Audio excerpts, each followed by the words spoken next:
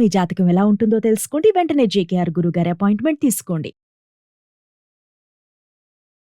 Hi viewers, India's largest digital media network Suman టీవీకి స్వాగతం. ప్రస్తుతం మనతో ఉన్నారు motivational speaker and language trainer Vijaya Bangaru. అమ్మ నమస్తే. నమస్తే.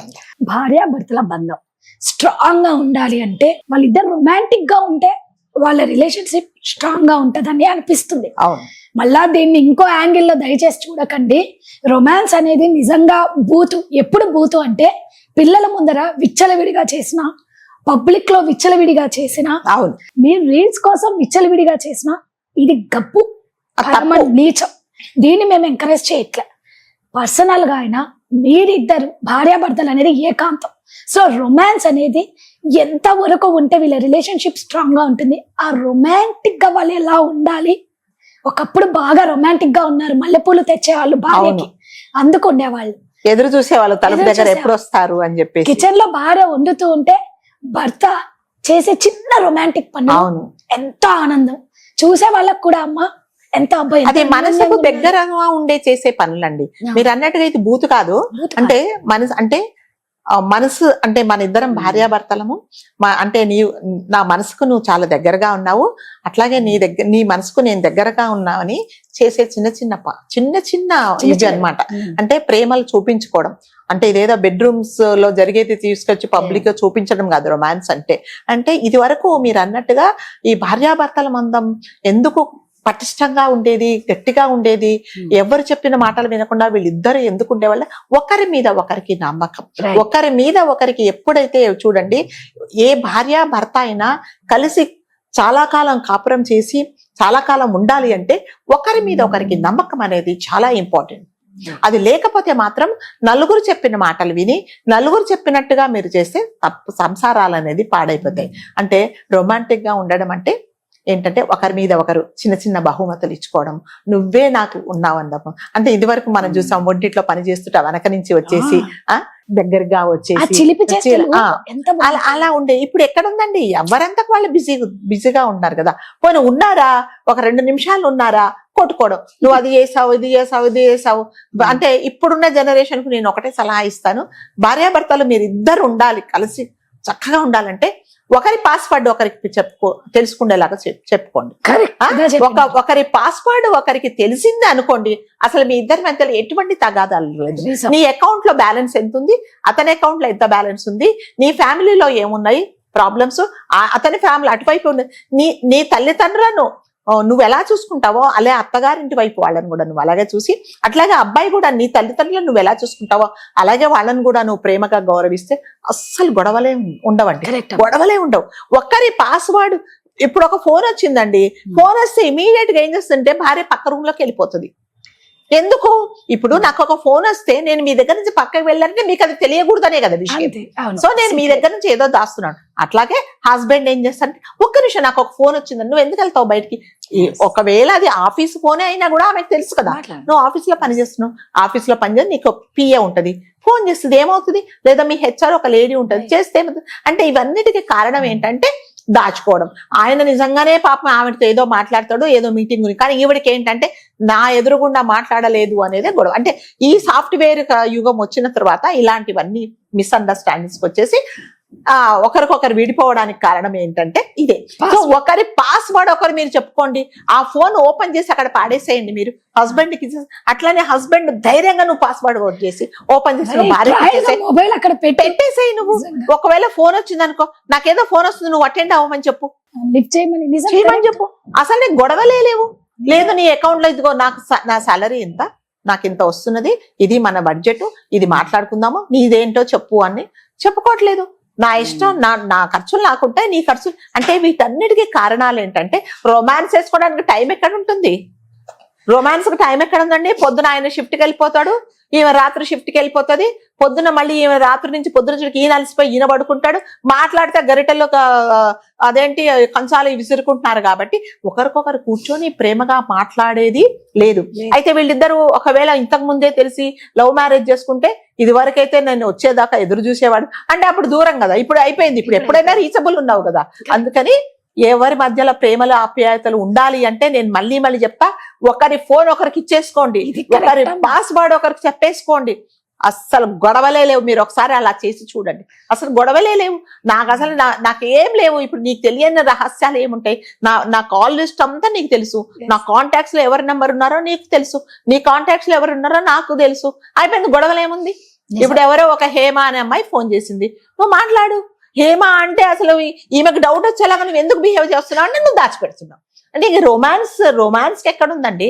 ఇది వరకు అంటే ఆ భర్త వచ్చేదాకా తలుపు దగ్గర ఎదురు చూసి చక్కగా తయారైపోయి మల్లెపూలు ఆంబెట్టుకొని, లేకపోతే వచ్చేటప్పుడు తీసుకురాని, వచ్చిన తర్వాత పిల్లలు పడుకున్న తర్వాత కాసేపు సరదాగా ఉండి, ఒకవేళ వీలైతే ఇద్దరు కలిసి బయటికి వెళ్ళి అత్తగారు మామగారు ఉంటే అమ్మ మీరిద్దరు సరదాగా బయటికి వెళ్ళండి, నేను పిల్లల్ని చూసుకుంటాను అని.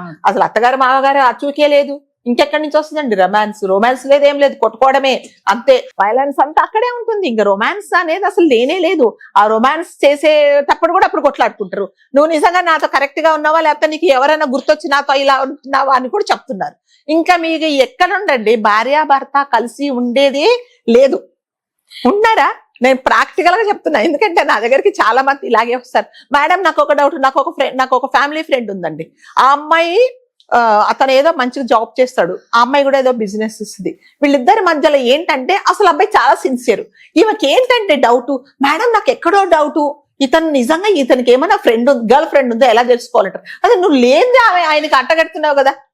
అలా అతను చెప్తాడు, మేడం నాకు అలాంటిదంతా ఏమీ లేదు మేడం, నేను ఈ అమ్మాయిని ఇష్టపడి పెళ్లి చేసుకున్నాను, అయినా నాకు డౌట్ మేడం, నాకు డౌట్ అంటది. అంటే కావాలని కాపరాల్లో మీరే విషయం చించుకుంది, అదేంటి పారేసుకుంటున్నట్టు కదా. అతడు నాకు ఎవరు లేరు మొర్రో అని అంటే, ఈ రోజు ఏంటి చాలా సంతోషంగా ఉన్నావు, నీ గర్ల్ ఫ్రెండ్ గుర్తొచ్చిందా అంటదట. నేను ఏంటి మేడం రొమాన్స్ చేస్తానంటాడు అతను.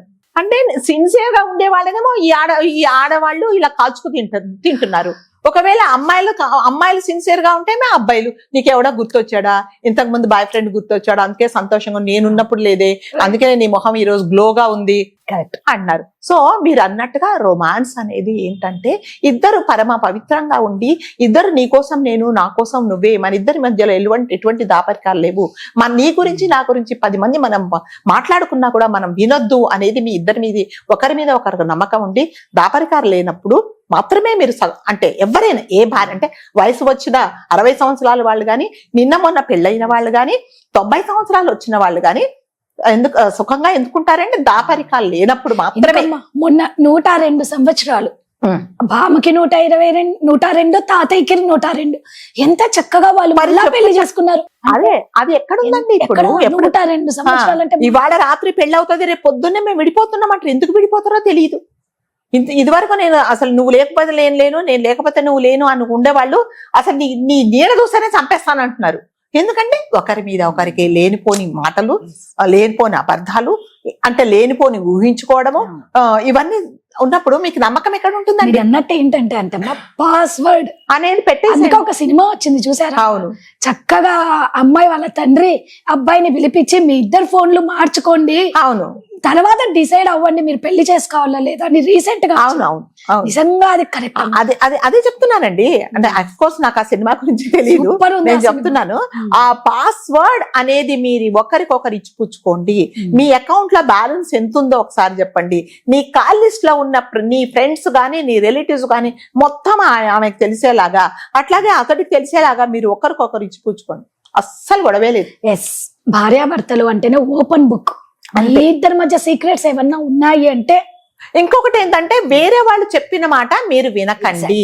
నా భర్త ఏంటో నాకు తెలుసు, నా భార్య ఏంటో నాకు తెలుసు అని నువ్వు ఎప్పుడు అంటావంటే ఆమె మీద నీ మీద ఆమెకు నమ్మకం ఉన్నప్పుడు మాత్రమే నువ్వు అలా మాట్లాడతావు. అలా ఉండాలి అంటే ఏంటి, మీ ఇద్దరు ఒకరినొకరు అండర్స్టాండ్ చేసుకోవాలి. చిన్న చిన్న మాటకు పోలీస్ స్టేషన్లు, పాపం పోలీసు వాళ్ళు ప్రజల రక్షణ చూడట్లేదు, ఇట్లాంటివే మర్డర్లు, అదేంటి కేసులు ఫైనలైజ్ చేయడము, వాళ్ళు దొంగతనాలు తర్వాత వీటికి చూడట్లేదు. ఇప్పుడు ఇంకొకటి ఏంటంటే ఏ భర్త గాని భయంతో వణికిపోతున్నారు. దీని మైండ్ లో ఏం ఆలోచనలు వస్తున్నాయో, ఎందులో ఏం కలిపి పెడుతుందో అనేది పాపం భర్తలందరూ భయంతో బతుకుతున్నారు అనమాట. అవన్నీ ఎందుకంటే మీ మనసులో అంటే ఒకసారి పెళ్లి అయిపోయిన తర్వాత భర్తతోనే ఉండాలి అని అంటే ఏంటి, మీ ఇద్దరి మధ్యలో సఖ్యత ఉంటేనే. లేదన్నప్పుడు చక్కగా విడిపోండి. నీ దారి నారి, నా దారి నాదని, నీ ఇష్టం వచ్చినట్టు చేసుకో. అమాయకుడైన అతనికి ఇప్పుడు మన ఇంటికి వచ్చిన భర్త మన మీద నమ్మకంతో మనం ఏం చేసినా తింటారు. అలాంటి వాడికి నువ్వు అందులోనే కలిపి పెడితే ఆడు ఎక్కడికి వెళ్తాడండి? నీ కోసం కదా ఇప్పుడు మనం చాలా సంఘటనలు జరిగినాయి ఎట్లా అంటే ఇవన్నీ ఏంటంటే మైండ్ పని చేయక ఇట్లాంటి పిచ్చి పిచ్చి రీల్స్ చూసి అవి నేర్చుకొని అందులో మంచి ఎవరు నేర్చుకోండి ఇలాంటివన్నీ చేసి భార్యాభర్తల మధ్య గొడవలు వచ్చి పోలీస్ స్టేషన్ల వరకు వెళ్ళి విడాకులు తీసుకుంటున్నారు. దానికి కారణం ఏంటంటే ఒకరి మీద ఒకరి నమ్మకం, ఒకరి అభిప్రాయాలు ఒకరు గౌరవించుకోలేకపోవడం. సో నేను ప్రతి ఒక్కరికి ఒకటే సలహా, మీరు మీ ఫోన్ ఓపెన్ చేసి ఎప్పుడైతే పాస్వర్డ్ భర్తకు గాని భార్యకు గాని మీరు షేర్ చేసుకోండి, అంతే, గొడవలేదు, హ్యాపీ ఫ్యామిలీ. సూపర్ అమ్మా, థ్యాంక్ యూ.